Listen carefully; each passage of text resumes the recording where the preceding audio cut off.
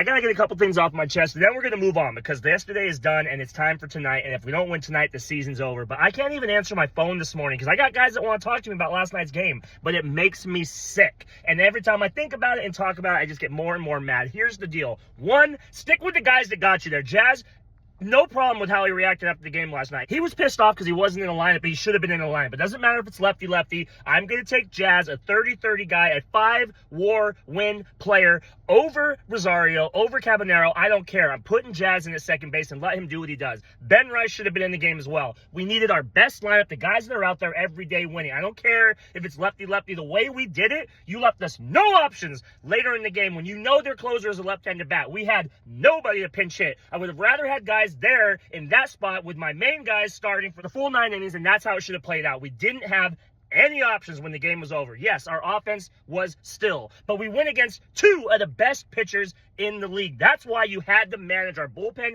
and our starting rotation so precisely. You let your horses go. Max, yeah, he was walking a few guys. He was throwing a shutout. He looked nasty. He's a big game pitcher, and he was doing what big game pitchers do. He get into trouble, he get out of trouble. You brought him out there in the 7th. He gets the first out, and then you pull him. Look what the Tigers, Skubal goes 8 innings. They won. Crochet goes 8 innings. They won. You got to stick with your horses. Our bullpen has been good and bad all season, and you feel comfortable. But everybody in the stadium knew when he came out of the game, we were losing.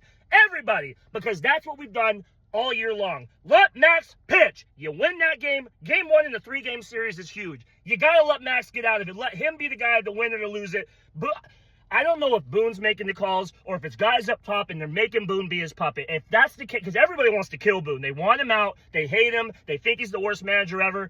I feel bad in him because I don't know if he's making these calls or if it's the analytics department and the team upstairs that are making him do it, because I refuse to believe that he's this bad of a manager. He comes from a baseball family. His dad, his brother, he knows the game. The calls that he makes don't make sense. Baseball, how do fans know and he doesn't know? It doesn't make sense. Not everything is analytics. You got to go with feel. You got to go with who's on the mound. Max Fried is our guy. We paid him money. Let him get out of the inning.